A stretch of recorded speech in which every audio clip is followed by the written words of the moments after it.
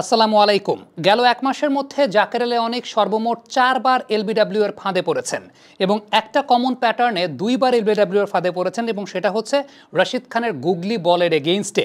আপনি যদি ঠিক এই মুহূর্তে পর্দায় লক্ষ্য করে দেখেন তাহলে দুটা বলই আমি আপনাদেরকে দেখাতে চাই। দুটা বলেই প্যাটার্নটা কিন্তু অলমোস্ট সিমিলার, যে গুগলি খুব কাছে পিচ করেছে। এই ধরনের গুগলি বলে জাকের আলী অনেক ডিসিভড হয়েছেন। ইভেন নুরুল হাসান সোহানকেও কিন্তু আজকে ওই টাইপের কাছে পিচ করা গুগলি ডেলিভারিতে আমরা ডিসিভড হতে দেখেছি। এখন জাকেরের ক্ষেত্রে দুটা আউটে আমরা যদি একটু কম্পেয়ার করে দেখাতে চাই, একটু ডাইভ ইন বিশ্লেষণ করতে চাই, একটা কমন প্যাটার্ন লক্ষ্য করবেন, সেটা হচ্ছে দুটো ক্ষেত্রেই প্রথমত যে বিষয়টা সেটা হচ্ছে জাকেরের ফরওয়ার্ড স্টেপটা কমপ্লিট হচ্ছে না। যখন বল পিচ করছে, যে সময়টায় বল পিচ করছে, জাকেরের ফরওয়ার্ড স্টেপটা কিন্তু কমপ্লিট হচ্ছে না, অর্থাৎ ফরওয়ার্ড স্টেপটা ইনকমপ্লিট অবস্থায় থাকছে। দ্বিতীয়ত যে বিষয়টা উল্লেখযোগ্য সেটা হচ্ছে স্টেপটা কমপ্লিট হওয়ার পরেও টো পজিশনটা কোথায় খেয়াল করে দেখেন। টো পজিশনটা কি স্ট্রেটিশ? আপনি গুগলি বল ফেস করছেন, ইনকামিং বল ফেস করছেন, আপনার টো পজিশন যদি পয়েন্ট কিংবা কাভার বরাবর থাকে, দুটো ক্ষেত্রে জাকেরের কিন্তু টো পজিশনটা কাভার বরাবর।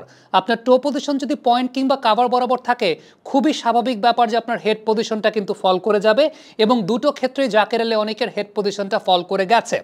ইভেন আমরা যদি নুরুল হাসান সোহানের ক্ষেত্রেও চিন্তা করি, সোহানের ক্ষেত্রে ব্যাপারটা আমরা কি দেখলাম, যে ওই টাইপের একটা গুগলি ডেলিভারি যেখানে তিনি অ্যাক্রস গেছেন এবং অ্যাক্রস চাওয়ার পরে যে বিষয়টা উল্লেখযোগ্য সেটা হচ্ছে টো পজিশনটা কিন্তু স্ট্রেইট না, টো পজিশনটা পয়েন্ট কিংবা কাভার বরাবর, এবং সেক্ষেত্রে তারও মাথাটা পড়ে গেছে, তিনিও এলবিডব্লিউটাতে ডিসিভড হয়েছেন বা তিনি ঠিকঠাক মতো বলটাকে নেগোশিয়েট করতে পারেন নাই।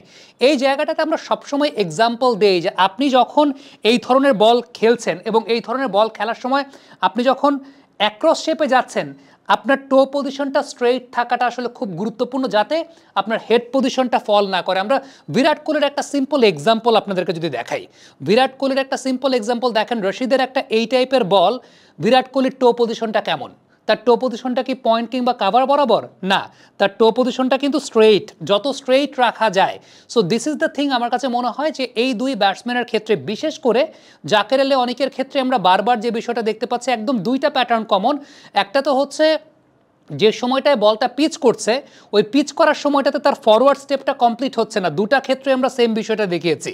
আফটার দ্যাট ফুট স্টেপটা কমপ্লিট হওয়ার পর অ্যাক্রস শেপে যখন যাচ্ছেন তখন কি হচ্ছে, টো পজিশনটা পয়েন্ট কিংবা কাভার বরাবর। সো যখন এই বিষয়টা আলটিমেটলি ঘটছে, হেড পজিশনটা ফল করবে স্বাভাবিক।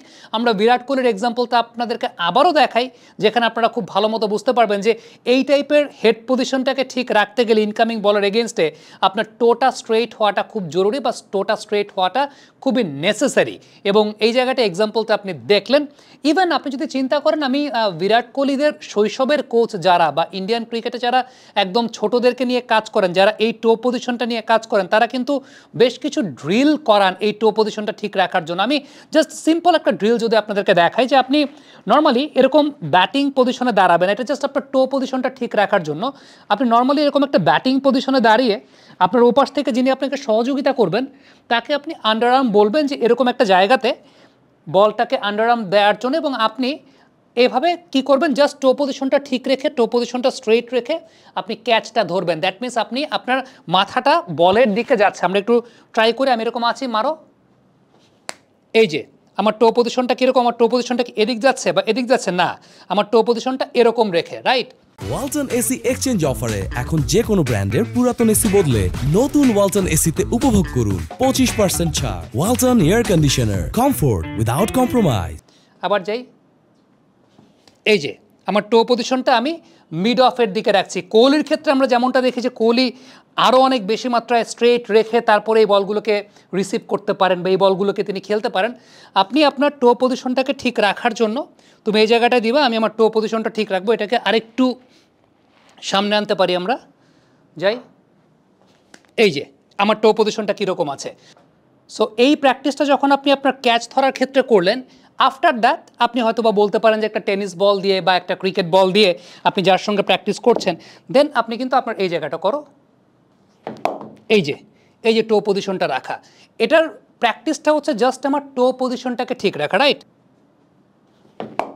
এই যে আমি টো পজিশনটাকে ঠিক রাখছি, এটা ড্রিলের জায়গাটা। সো ফ্যাক্টের জায়গাটা এইখানে আমার কাছে মনে হয় যে একদম ওল্ড স্কুল বেসিকের জায়গায় একেবারে ওল্ড স্কুল বেসিকের জায়গায় আমরা এই মিস্টেকগুলো করে থাকি এবং আমাদের এই মিস্টেকগুলো হয়ে থাকে।